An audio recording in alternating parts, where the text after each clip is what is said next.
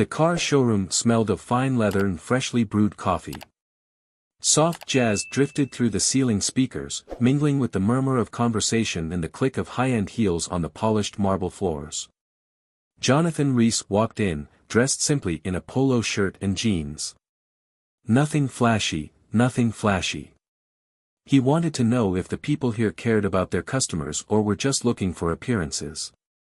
He ran his hand over the hood of the sleek silver coupe, feeling the smoothness of the flawless paint. He was in no hurry. But they were quick to ignore him. A young salesman, his navy suit tight to his figure, glanced at him. His eyes swept over Jonathan's casual attire. He glanced away, then turned to a couple who had just stepped out of a luxury SUV. No one came to greet Jonathan, no one gave him a look of genuine concern. He crossed his arms, watching. The glass doors opened automatically, and another man walked in. A tailored suit, a crisp white shirt cuffed with gold cufflinks. The staff's reaction changed instantly. "Welcome, sir. What brings you here? We have a wonderful collection of VIP cars. Would you like a glass of champagne while you wait for your test drive?" The man smiled contentedly as the staff scrambled to serve him. Jonathan watched the scene with quiet amusement, but there was a simmering annoyance behind it. Not because of the warm welcome the other man received, but because of the stark difference in treatment. 30 minutes. That's how long Jonathan had stood there, unnoticed. He had waited for someone to acknowledge his presence. But no greeting, no gesture of concern. He decided to experiment.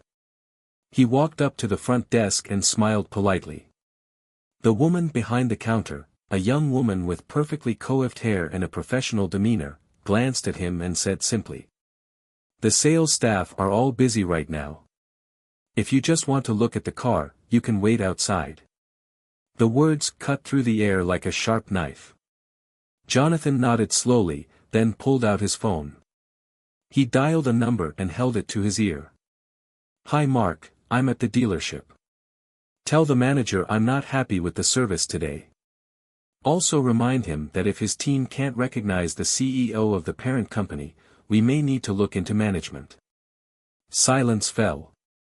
The receptionist paled. The sales staff froze in place. One accidentally knocked over a glass of champagne, the liquid glistening across the glass table. Jonathan put the phone away, let out a long breath, and looked around one last time. "Now, who's ready to serve me?" Jonathan tilted his head out, his eyes landing on the woman behind the counter. She was typing nonchalantly, barely looking up. "Yes, sir.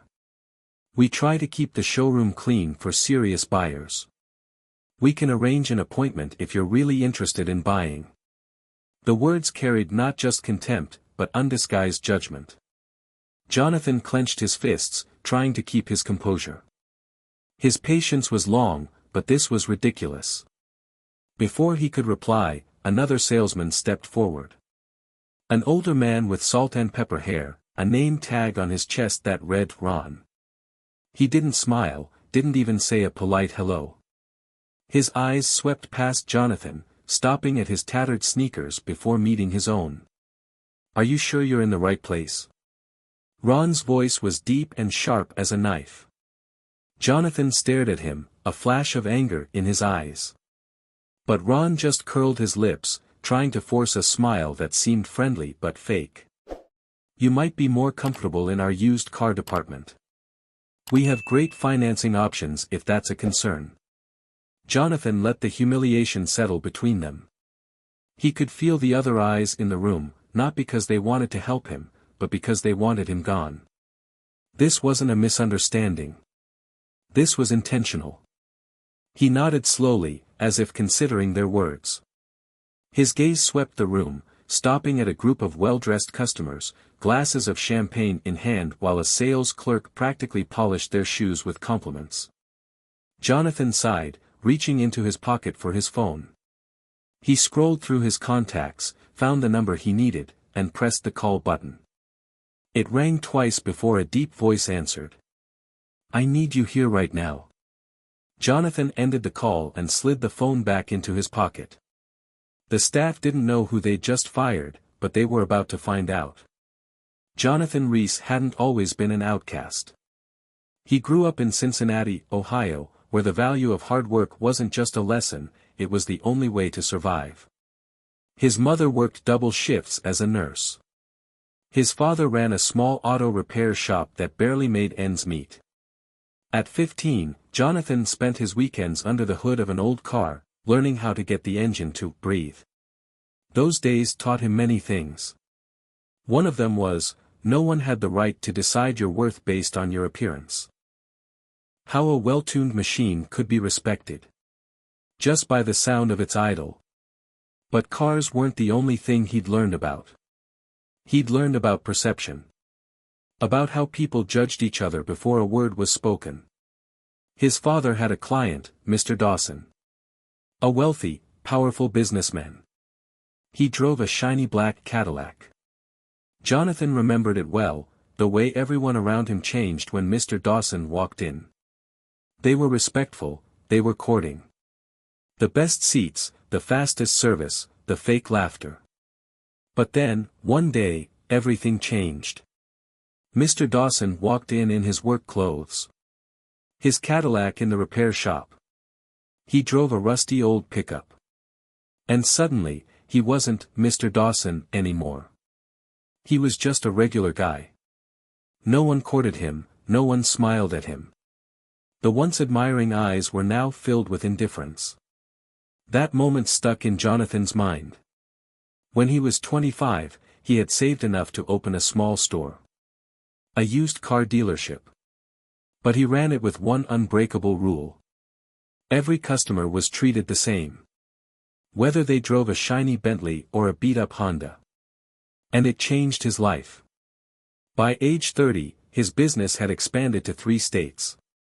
By age 42, he owned one of the most successful luxury car dealerships in the country. But Jonathan never changed the way he dressed. Never flaunted his wealth. For him, it was never about money. It was about principles.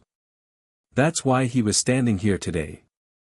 Inside one of his dealerships. Dressed in a simple polo shirt and jeans.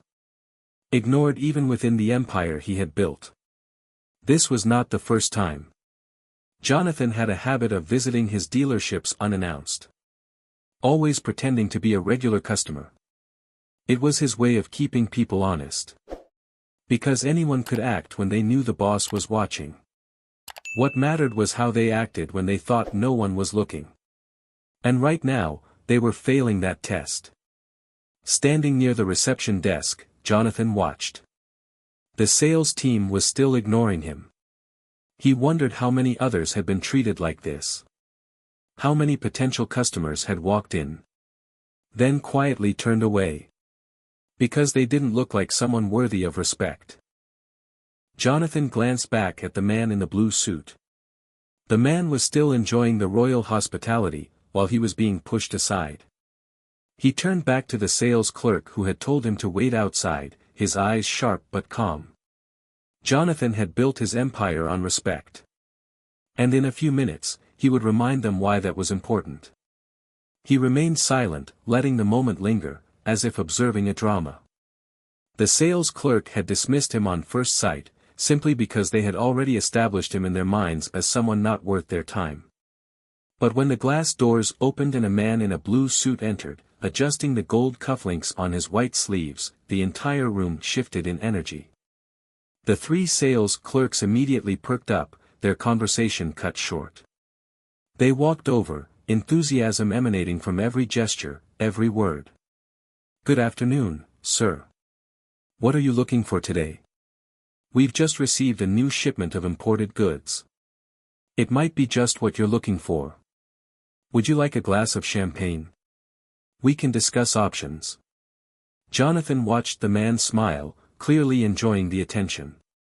He hadn't even said a word, hadn't shown any intention of buying, and yet he was being treated like an honored guest.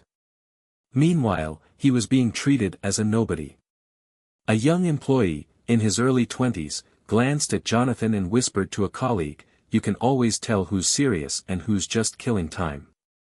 Jonathan pretended not to hear. He moved slowly toward a sleek sports car on display, a black convertible, listed at $320,000. His hand reached for the door handle. A sharp voice cut through the air. "Sir, I must ask you not to touch that thing." Jonathan turned. It was Ron, the older salesman who had barely glanced at him before. "We like to keep our showroom clean," Ron continued, his voice firm. "For serious buyers." Jonathan narrowed his eyes. Serious buyers? Ron's smile was strained, but he continued. "If you're just looking, I can recommend some more suitable options." "More suitable?" Jonathan raised an eyebrow. Ron nodded. "We have a used car lot a few miles away. More accessible. And the financial options are better for your situation." There was a tense silence. Jonathan wasn't angry. He didn't need to be angry. A slow smile crept across his lips, full of meaning. They had made their decision, and in that moment, they had made a huge mistake. Jonathan put his hands in his pockets and calmly asked, "Where is your manager?"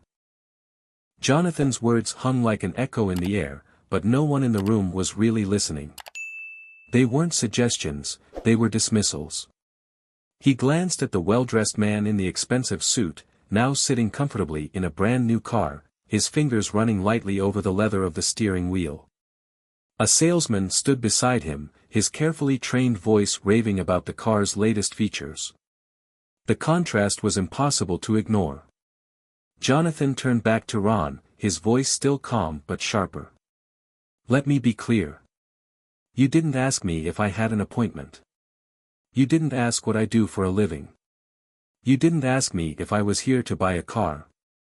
He paused, his eyes piercing Ron like a cold knife.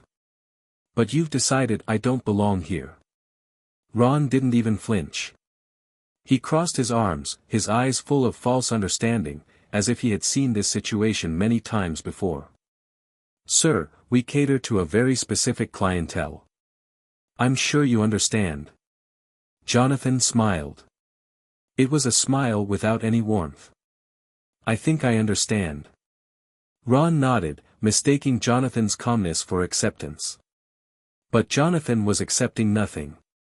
He reached into his pocket, pulled out his phone, and dialed a number. It rang twice. "I need you here." A simple sentence and he hung up. The staff around him had no idea what was about to happen, but they were about to learn a hard lesson. Jonathan put the phone back in his pocket, his eyes calm but deep, like a storm waiting to break out. The staff continued to ignore him, still surrounding the man in the suit, who was now smiling contentedly as he accepted a glass of champagne from a sales clerk. Ron, believing Jonathan had gotten his message, turned away without another word. Jonathan sighed, his eyes darting out the glass door. And then it happened. A sleek black Rolls-Royce Phantom pulled up quietly in the driveway, the afternoon sun reflecting off its flawless body. A mechanical masterpiece that only a handful of people in the world could own. The valet hurried over, opening the rear door with utmost reverence. A tall man stepped out, his perfect charcoal suit hugging his powerful frame. His presence made the air around him sink. He adjusted his cufflinks, his sharp eyes scanning the glass showroom before pushing the door open and entering. Inside, everyone held their breath. The staff who had spent the past hour ignoring Jonathan now stood frozen, realizing that the game had changed. And they were not prepared for this. Ron stood up straighter, his hands gently smoothing his suit, carefully adjusting his tie. His breathing slowed but became heavier as the showroom door opened. Leather shoes clicked on the marble floor, each step steady and deliberate. David Langford entered, his suit unwrinkled, every movement exuding unshakable confidence. His eyes scanned the room, but did not stop at the well-dressed customers. He focused only on Jonathan. Jonathan stood there, his expression impassive, as if he had expected this. When their eyes met, David smiled, a smile that was not merely polite but contained some kind of recognition. The room fell silent, no one daring to say a word. The other employees stood there, eyes wide, confusion crossing their faces.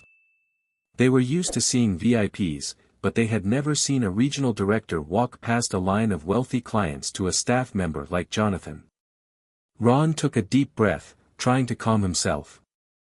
But when David stopped in front of Jonathan, his deep voice spoke with respect, "Sir. I apologize for the delay." Jonathan nodded, without hesitation, as if this was nothing unusual. But to the others, this was like an earthquake. The atmosphere in the showroom no longer had its usual glamour, but instead was one of tension and unease. Ron felt his throat dry. He took a step forward, confusion turning to panic as he said, I'm sorry." He stammered, looking at David with concern. "I don't believe we've met." David turned to Ron, his face devoid of any readable emotion. "I'm David Langford, the regional director," he said, his voice calm, but with an undeniable weight. "And I believe you're the man." The mood in the gallery changed instantly. Ron paled, the other staff members stood stock still, their eyes flickering between Jonathan and David, trying to piece together what had just happened. Some clenched their fists, others swallowed. Their earlier confidence had been replaced by pure anxiety.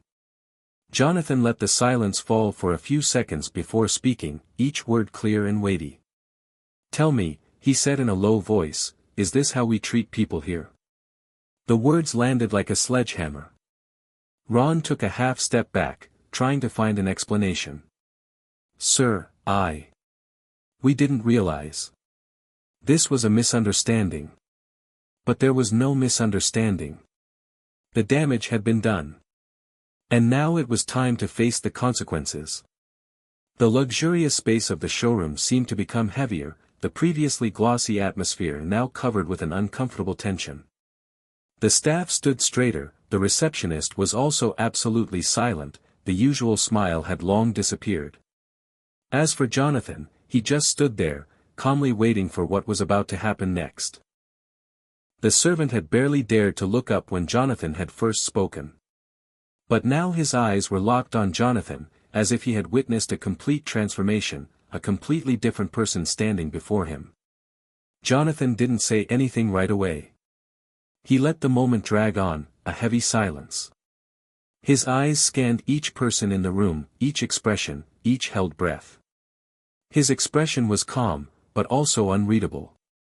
Then, in a low, almost cold voice, he spoke. "Is this how we treat people here?"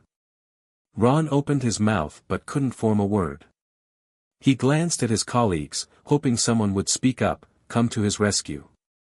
But no one moved. Not even David. David just folded his arms across his chest, his eyes as sharp as a headmaster waiting for an explanation from a misbehaving student. Ron tried to force a smile, but it was shaky. "I think there's been a misunderstanding, sir." Jonathan raised an eyebrow. "Oh. A misunderstanding?" Ron nodded vigorously, as if grasping for any branch that might pull him out of this quagmire. "You see, we deal with a very special clientele here. We try to ensure the best experience for—" Jonathan interrupted with a small laugh. Not a happy laugh, but a dangerous laugh. "A special client?" Ron blinked, realizing too late that he'd dug himself into the problem. The showroom seemed smaller, more claustrophobic. The fancy champagne, the shiny cars, the perfectly tailored suits, all of it paled in the weight of the moment. Jonathan tilted his head slightly, glancing at the elegant man sprawled across the seat of the luxury car. How much attention did that man get when he walked in? No one answered. Jonathan turned to look at Ron, his eyes as sharp as a knife. "And me? How much did I get?" Ron fidgeted. His face reddened by the second under Jonathan's gaze. "Sir, we don't know. Don't know who I am." Jonathan finished for him, his voice still calm, but it chilled the room by several degrees. He nodded slowly, letting his words sink into the silence. Then he turned to David and asked directly, "Tell me, how much money do we make from this place?" David didn't hesitate. "This dealership brings in about $28 million a year." Jonathan looked straight at the stunned employees. $28 million, he repeated, letting the number echo through the room. No one breathed. Jonathan stepped forward, closing the distance between him and Ron. But not in a threatening way, but in a way that made it clear he was in control. Ron visibly recoiled. The shock of what had just happened still lingered in his bewildered gaze. Jonathan asked, his voice calm but heavy. "What if I really was just a regular customer? What if I was someone who wanted to spend $500,000 today? Would you let that money go out the door?" Ron had no answer. But Jonathan didn't need one. The damage had been done. And now the reckoning. Silence filled the showroom. No one dared to speak, move, or even make a single movement under Jonathan's gaze. Ron's confidence had completely evaporated. The other employees were no better. Stiff. Eyes wide. Waiting for the inevitable. Jonathan sighed, shook his head. Disappointed, but not surprised. Finally, David spoke, sharp, professional. "Mr. Reese, how would you like to proceed?" Ron raised his head, his face ashen. Mr. Reese. There was no denying it. No retreating, no recovering. The man they had mocked, pushed aside, was no ordinary customer. He was the owner. Jonathan looked around at the staff, who had spent the afternoon treating him as if he didn't belong. Then he spoke, softly but firmly. "I want the names." David nodded immediately. "I've got them." The weight of the statement sent a wave of panic through the staff. A wave of panic swept through the staff. The receptionist clenched his hands into fists at his sides. The young salesman, who had been whispering about who was serious and who was just killing time, looked like he was about to faint. And Ron. He shook his head, still trying to salvage it. "Sir, please," Ron stepped forward, his voice shaking. "We made a mistake. We were just trying to make things work." Jonathan raised a hand. Silence. But not everyone waited for judgment. Some of the staff had already made up their minds. A receptionist hurried away from the counter, removed his name tag, placed it on the glass table, bowed, and quietly left. Another quickly gathered his things, not needing to be chased, simply knowing what was coming. They didn't wait to be judged. They chose their own path. Ron stood there, clinging to a glimmer of hope. Jonathan turned slowly, his eyes scanning each face. No more anger. Just determination. The game was over. "I've been in this business for almost 20 years. Jonathan said, his voice calm but carrying an undeniable authority. "And in that time, I've learned something very simple. Respect doesn't cost a penny." The words landed like a punch. Without raising his voice, Jonathan's words carried more weight than any shout. He looked at each of us one by one. "All of you looked at me and made your decision." He continued. "You think I'm not worth your time. You think I'm not qualified to be here. And you treat me like I'm beneath you." Jonathan let those words sink in, no one daring to utter a word of defense.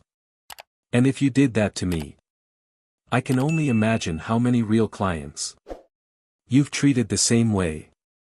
Silence filled the room. No one could argue. No one could refute. Jonathan was right. David turned to the staff, his face expressionless, his voice devoid of mercy. "Effective immediately. Everyone involved in today's incident is fired." The words landed like a hammer blow. Ron froze, mouth agape, in disbelief. "Wait, you can't." Ron stopped talking immediately. David didn't let him finish. "This wasn't up for discussion. We don't run our business this way. The young salesman took a step back, as if trying to avoid the consequences. The receptionist bowed his head, eyes watering, afraid of the inevitable. Ron tried again, his voice cracking with desperation. "Please, this is just a misunderstanding, You didn't mean anything by it." Jonathan cut in, his eyes sharp. "No intention of being caught." Ron swallowed, unable to respond. Jonathan sighed, rubbing his chin. He had seen enough. He turned to David. "Making sure the rest of the team got the company-wide memo." David nodded firmly. Jonathan glanced around one last time, looking at the faces that had been so quick to judge him. And then, in a tone so soft it cut deeper than any scolding, he left them with a final statement. "This isn't about money." He let that sink in, before adding, "This is about respect." And with that, he turned away, heading for the exit. Behind him lay the weight of their failure. And the rest of them could only stand there, absorbing the lesson they had just learned the hard way. Jonathan stepped outside, letting the warm afternoon air wrap around him like a thin blanket. He took a breath, adjusting his cuffs, his eyes briefly reflecting. The weight of what had just happened inside the gallery did not linger with him. It was not a burden he had to bear, at least, he reminded himself. Behind him, through the glass doors, the aftermath continued. Ron stood still, eyes wide, lips parted as if his brain refused to accept reality. The young salesman had collapsed against the counter, his entire body rigid with shock. The receptionist turned away, a trembling hand covering her face, perhaps to stifle a sob, perhaps to try to erase the scene. And David, without hesitation, made the call. He knew what he had to do, and more importantly, he knew what Jonathan expected. Immediately, a servant ran up, his eyes widening slightly in surprise as he recognized Jonathan. His voice was hesitant but not shaky. "Sir, may I get your car?" Jonathan turned, his eyes sweeping over him. Unlike the others in the gallery, who had looked at him with a mixture of contempt and fear, the young man was not judgmental. He was just doing his job, without arrogance, without favoritism. Jonathan reached into his pocket, pulled out $100 bill, and handed it to him with a slow nod. "You did a good job today." The servant hesitated, his eyes glancing toward the gallery, then quickly bowed his head to take it. "Thank you, sir. I just treat everyone the same." Jonathan smiled briefly, a weak but sincere smile. "That's exactly why you're going away." The young man nodded, then quickly backed away as the Mercedes Maybach S680 pulled up to the curb. The driver, a man in his 50s in a crisp navy suit, stepped out and opened the door. "Mr. Rees." He nodded, his voice low but respectful. Jonathan slid into the car, letting himself sink into the soft leather that surrounded him. The door closed, isolating him from the eyes that were staring at his back. He took one last look at the showroom. The faces that had judged him, the ones who were in a state of panic. Some lessons were learned the easy way. Others, they paid the price. The Maybach drove away quietly, merging into the traffic that flowed as if nothing had happened. Inside the car, Jonathan leaned back, exhaling gently through his nose. He closed his eyes for a moment, letting his heart rate slow. This had never been about revenge. It's about setting a standard. If people only respect wealth when they can see it, then they don't truly respect people at all. And in his business, that kind of mindset has no place. Respect isn't something you reserve for those you think are important, it's something you give to everyone. Because, in the end, you never really know who you're talking to. If you believe in treating people fairly, no matter where they come from, drop a comment below. Have you ever experienced something like this? Share your story, let's keep this conversation going. And if you want more real-life lessons like this, hit that subscribe button. Because the best lessons come from real moments just like this.